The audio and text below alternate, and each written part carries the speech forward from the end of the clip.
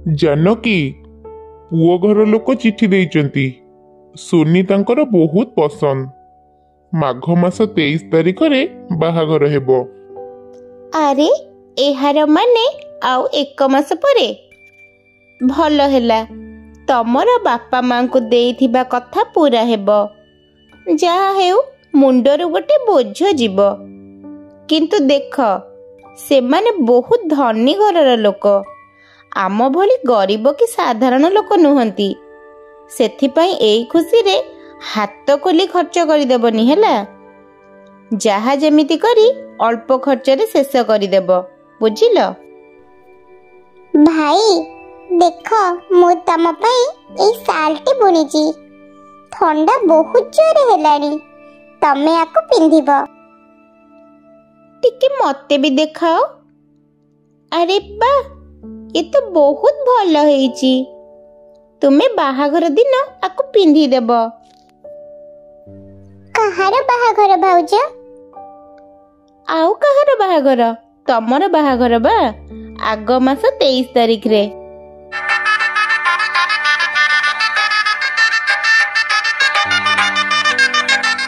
हे भगवान ए हार एते पतला छी छी छी ए हार तो लगुची 10 ग्राम र भी हेई नथिबो। केते गरीब लोक माने ये देखी बुझी कि तो घरर बोहू करिछु तो न हेले के जानी नकली गहना रे सुना पानी चढ़े आउ देई देई नहती तो। ठीक अछि मु जाई देखे सियाड़े खाइबा पीबा व्यवस्था केमिति करिसेंती एमाने। सोनीर बाहाघर धनी घरे होई गला किंतु बाहाघर पर ही ता सासु घर लोक ताको अत्याचार करुथिले किंतु ताको केही भल पाउ नथिले कारण सोनी गोटे गरीब परिवार रु होइथिला बोली। कौन करुछु बहु? आज्ञा मां ए बसी बसी सिलाई करूची। जेते बेले देखो ए बसी बसी सिलाई करूछु ए बेकार काम बंद कर। मां मते सिलाई करबा को भल लागे। तते भल लागिबा कि न लागिबा रे ए घर चलिबनी बुझिलु।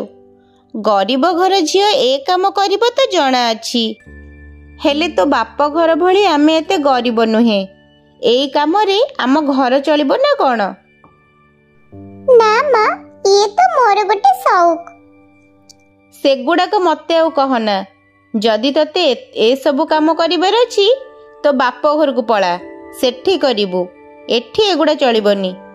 जा मो पई चाहा करी आनिबु। ठीक अछि मां। ई कोन सब रांधिच? छी छी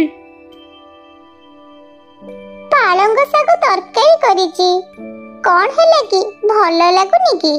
काहे तमे कोन जानी न कि मते ई साग फाग पसंद नहे बोली? काई ये तो खाइबा को स्वादिष्ट और शरीर पई हितकर होई थाए।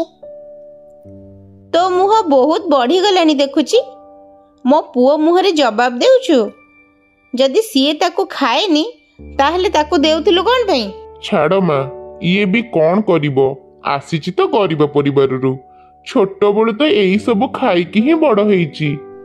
तमे माने सब बेले एमिति मो बाप घर विषय काहे की कहूछ? तमे माने तो जानी बुझिला परे मते बाहाघर करी आनिथिला ना। पुणी जवाब देलु रह तू आज बाहर मो घरु बाहर। मो कुआडे जिबी मां? काई जो बाप घरु आसीथिलु सेठी की जा जो घर पई एबे जवाब देउथिलु। मो बापा मां केही नहंती भाई भाउज मते काहे की रखिबे? से माने रखिबे कि न रखिबे सेथिरे हमर किछि दबार नबार नहीं। तोर मुह आउ मु देखिबा को चाहुनी बस। तमे किछि कहू न कोन पई? से मो पुओ मु जहा कहिबी से करिबो। तू बाहर एबे मो घरु बाहर। सासु घरे हम नाक काटी झगड़ा कई एठिक चली आसिल।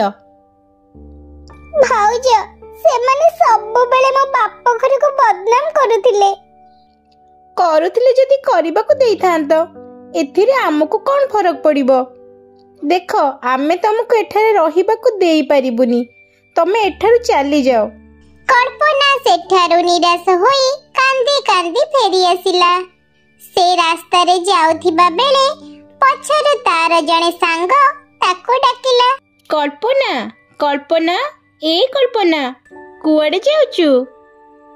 ମରିବାକୁ ଯାଉଛି, ଆଉ କୁଆଡେ ଯିବି? କାହିଁକି? ଯାହାକୁ ନିଜର ବାପ ଘରେ କି ଶାଶୁ ଘରେ ଜାଗା ନ ମିଳିବ ସେ କଣ କରିବ? ଓହୋ, ମୁଁ ବୁଝିଗଲି। ଚାଲ ତୁ ମୋ ସାଙ୍ଗରେ ଚାଲ। ଏମିତିରେ ବି ମୁଁ ଏକା ରହୁଛି, ତୁ ମୋ ପାଖରେ ରହିଯିବୁ। ହେଲେ ମୁଁ କରିବି କଣ? ହଁ, ତୁ ରହିବୁ। ଚାଲ ମୋ ସାଙ୍ଗରେ। ଦେଖ, ତୁ ତ ଜାଣିଛୁ ମୁଁ ନର୍ସ ଚାକିରି କରିଛି। ଯେତିକି ଦରମା ମିଳୁଛି ମୁଁ ଚଳି ଯାଉଛି, ସେଥିରେ ତୁ ବି କିଛି ଦିନ ଚଳିଯିବୁ। ଆଉ ତାପରେ କଣ ହେବ? ତାପରେ ତତେ ବି କିଛି କରିବାକୁ ହେବ। ହେଲେ ମୁଁ କଣ କରିବି? ମୋ ପାଖରେ ଗୋଟେ ଆଇଡିଆ ଅଛି। କେମିତିକା ଆଇଡିଆ କହ? ତୁ ତୋର ସିଲେଇ ଆଉ ବୁଣିବା କାମ ଆରମ୍ଭ କରି ତାକୁ ବଜାରରେ ବିକ୍ରି କର। ଆକୁ ଆରମ୍ଭ କରିବାକୁ ହେଲେ ବହୁତ ସାରା ଜିନିଷ ଦରକାର। ଉଲ୍, କପଡ଼ା, ସୂତା। ହଁ, ମୁଁ ଦେବି। ମାନେ? ମୁଁ ମୋର ସେଭିଂ ପଇସା ତତେ ଦେବି। ତୁ ଧାର ଭାବି ନେଇଥା, ତୋ ପାଖରେ ଯେବେ ହେବ ଦେବୁ। ତୁ ବିଜନେସ୍ ଆରମ୍ଭ କର। କଣ ମୁଁ କରିପାରିବି? ବିଲକୁଲ କରିପାରିବୁ। ତୋର ମନେ ଅଛି ନା, ସ୍କୁଲରେ ତୁ ବୁଣାବୁଣିରେ ପ୍ରଥମ ହେଉଥିଲୁ। ଆଜି କାହିଁ ପାରିବୁନି? ତୁ ନିଶ୍ଚୟ ପାରିବୁ। ହଁ ହଁ, ମୋର ମନେ ଅଛି। ସେବେଠାରୁ କଳ୍ପନା ବୁଣାବୁଣି କରି ତାକୁ ନେଇ ପ୍ରଥମେ ଘର ଘର ବୁଲି ବିକ୍ରି କଲା। ଶୁଣ ସାଙ୍ଗ, ମୋର କିଛି ନର୍ସ ସାଙ୍ଗମାନେ ତୋର ଶାଲ ଆଉ ଜ୍ୟାକେଟ ମାଗିଛନ୍ତି। କାଲି ତ ସବୁ ଶାଲ ଆଉ ଜ୍ୟାକେଟ ବିକ୍ରି ହୋଇଯାଇଛି। ମତେ 3 ରୁ 4 ଦିନ ସମୟ ଦେ, ମୁଁ କରିଦେବି। ଠିକ ଅଛି। ଆଉ ଗୋଟେ କଥା, ଘର ପାଖ ପଡ଼ିଆରେ ଆର ମାସରେ ତୋଷାଳି ମେଳା ଲାଗିବ। ତୁ ଶାଲ, ଜ୍ୟାକେଟ ଆଉ ବ୍ଲାଉଜ କରିକି ରଖିଥିବୁ। ଆଚ୍ଛା, ଠିକ ଅଛି। ଧୀରେ ଧୀରେ କଳ୍ପନା ହାତ ତିଆରି ଶାଲ, ବ୍ଲାଉଜର ଡିମାଣ୍ଡ ମାର୍କେଟରେ ବଢିବାକୁ ଲାଗିଲା। ମେଳାରେ ଗୋଟେ ବଡ ବ୍ୟବସାୟୀ ସହିତ କଳ୍ପନାର ଭେଟ ହେଲା। ବାଃ ବାଃ ବାଃ, ବହୁତ ଭଲ। ଦେଖ ଭଉଣୀ, ତୁମର ତ କାରିଗରୀ ପୁରା କମାଲ। ସହରରେ ଏହାର ଚାହିଦା ଅଧିକ। ତମେ ଏହି କପଡ଼ା ମୋ ଦୋକାନ ପାଇଁ ସପ୍ଲାଏ କରିବା ଆରମ୍ଭ କରିଦିଅ। ସହରରେ ଏହାର ବହୁତ ଦାମ ମିଳିବ। ମତେ ଅଧିକ ଦାମ ମିଳିଲେ ତମର ବି ବହୁତ ଲାଭ।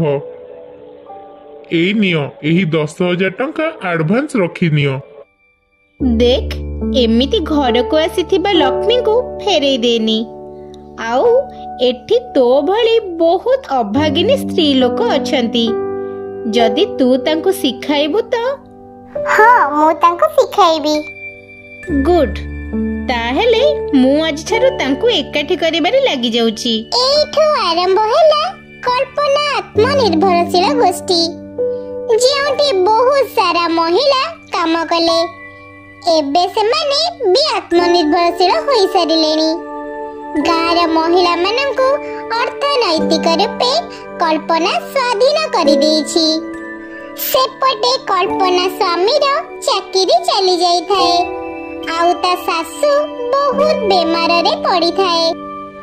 ମୋ ଲକ୍ଷ୍ମୀ ପରି ବୋହୂକୁ ଘରୁ ଯେବେ ବାହାର କଲି, ସେବେଠାରୁ ଲାଗୁଛି ଲକ୍ଷ୍ମୀ ବି ଛାଡ଼ି ଚାଲି ଯାଇଛନ୍ତି। ଯା ପୁଅ, ଯା ମୋ ବୋହୂ ପାଖକୁ ଯା। ସେ ତ ଏବେ ବହୁତ ବଡ଼ ବ୍ୟବସାୟୀ ହୋଇଗଲାଣି।